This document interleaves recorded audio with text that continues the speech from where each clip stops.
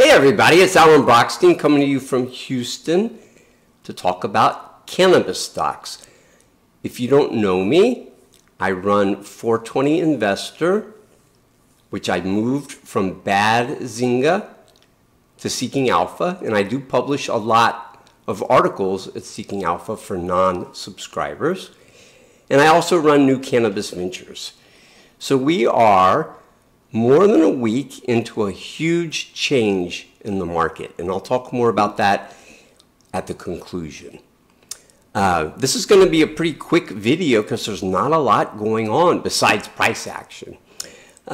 This week, the news that came out that was important for the cannabis investors was Illinois saw a sequential decline in August from July, a slight decline. Sales rose 7.6% from a year ago. Not much different than the overall inflation rate, right?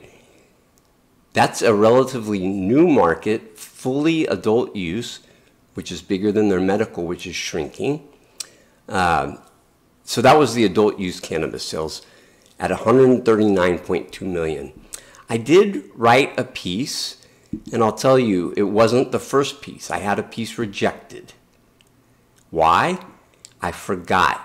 Seeking Alpha has rules, 25 million minimum market cap, and I wrote an article about a stock that did not have that, and it was rejected. I did share it with my subscribers at 420 Investor. The piece that I ended up writing was published on Wednesday, although it was written on Monday, and it was called "Beaten Up Hydrofarm Stock is Cheap and Could Increase Significantly." It is not only cheap, it's hated, and I like that. The only news that came out this week on the cannabis focus list that I maintain of 26 stocks was Cresco became the first cannabis company to advertise on Spotify. Curaleaf launched zero-proof THC drinkables. GTI announced that their board of directors has approved a share repurchase plan. Did they buy a single share? No. Well, if they did, they didn't disclose it yet. Maybe they did. I doubt it. And then Tilray launched its Redecan products in Canada. The beer company Tilray did buy a bunch of cannabis companies, one of which was Redecan. Okay, so what about the performance? It was another great week.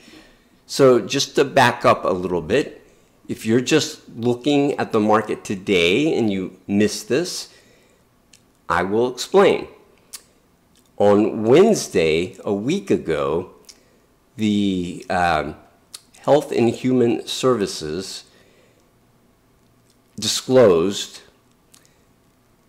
it was leaked, their disclosure, but they disclosed that they have recommended that the DEA move cannabis from Schedule 1 to Schedule 3.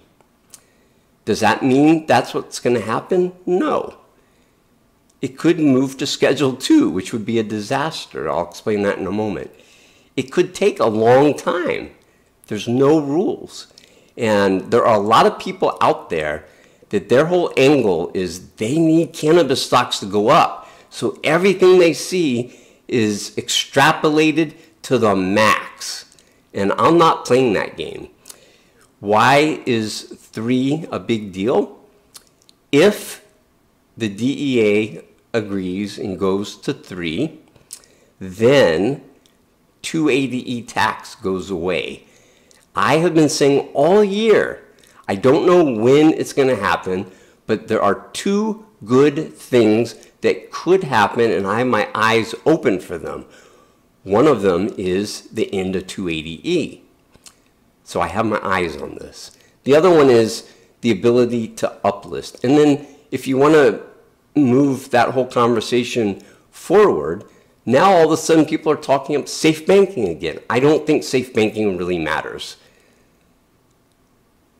Okay, so this week, the cannabis index, the global cannabis stock index, was up 11.2%, which sounds really big, but it was up a lot more last week. And the best thing about this week, while it did not make a new intraday high on Friday, it did finally close up year to date. It's not the first time, but the first time since early January. We are up 2.3% year to date. The S&P 500 is up 16.1%. So we're getting our butts kicked. It could go either way. I'll talk more about that on the conclusion. I run some model portfolios. They had a fantastic week a week ago. And this week, they were a little bit behind their indices. And you can read about those in the summary. Or if you read the summary of this, you can click on the link where I published an article last night. It's the basis of this discussion.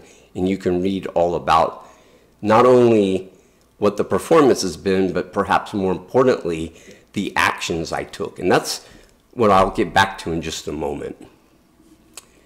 The final thing I do on these videos is I talk about the week ahead.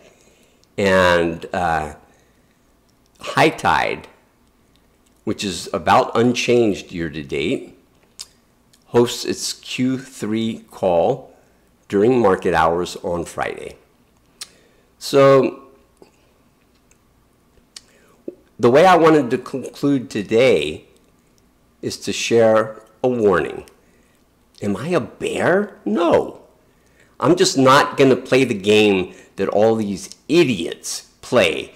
They're long a bunch of stocks, they need income, and they're going to sell subscriptions. I'm in that boat. I'd like to sell subscriptions, but I put my integrity way above my near-term need for greed. And I have written a lot about the market's strong reaction to this news being perhaps premature. As I explained earlier, the DEA could take forever. There's no rule that guides them. And more importantly, they could say, well, thank you, HHS, for your input. We have examined it, and we're going to 2 instead of 3, as you suggested. It is better than 1. And I would say, is it? It doesn't do anything about 280E. So if you look at what has happened, many of the MSOs have soared. Most are up year to date now. And in my model portfolios, well, my model portfolio, beat the global cannabis stock index model portfolio, I have over 12% cash now. So I'm still pretty fully invested. I have a 20% maximum cash. I'm not anywhere near there. And I have sold most of my MSOs. I had a lot of Planet 13 and Trulieve. They are gone from that model portfolio. I own 2 right now, and I'm writing about one of them, and you can read that on Seeking Alpha whenever they publish it. It'll be either tomorrow or Monday, most likely. And what have I been buying? I think you can read the piece that this is based on, this video is based on, and you'll figure it out pretty quickly. I've loaded up with LPs, but that's not really different. I'm still loaded up. I actually only own 2 now. I sold 1 this week. And the real change has been in ancillary. And the ancillary stocks were doing really well in July, up for the 2nd straight month. They're down since then. And I've been loading up with a bunch of ancillary stocks. You can see which ones if you read this piece. And my view, and this is good for you if you're an investor to think about, is it's really easy to see how great this is for the MSOs if 280E goes away. What's a little harder to understand, but not wrong, is it's also good for ancillaries. And I know they don't pay 280E, so they're not going to get that benefit. They are on the NASDAQ already, except for Springbig, which left. But and so the way I look at it is, on the one hand, if things go wrong for this move to Schedule 3, or long or wrong, these guys have less risk. They aren't up that much. I just told you about Hydrofarm. It's down from 155 at year end to 119 right now. It's down. But what about the upside? What is the upside? It is there. If this goes through, their customers are going to be in a much better position. And all these companies have been caught up in very tight-fisted customers conserving cash. And oh, by the way, there hasn't been any additional cash raised yet, which is a risk. The 280, if 280 happens, that will help raise some cash, but they may jump the gun. There is a price where companies like Curaleaf will just sell stock, in my opinion. And oh, I forgot where I was going with this, sorry. I think oh, I know what I was going to say. And no analyst has raised their estimates yet. So all this rally is just a change in the valuation. And by the way, the MSOs are cheap. But some of the ancillaries and the LPs are cheap too, in a different way. They're trading below tangible book value. Some of them have no debt and lots of cash. So that's my perspective. Y'all have a great week. I'll be back next week. Take care.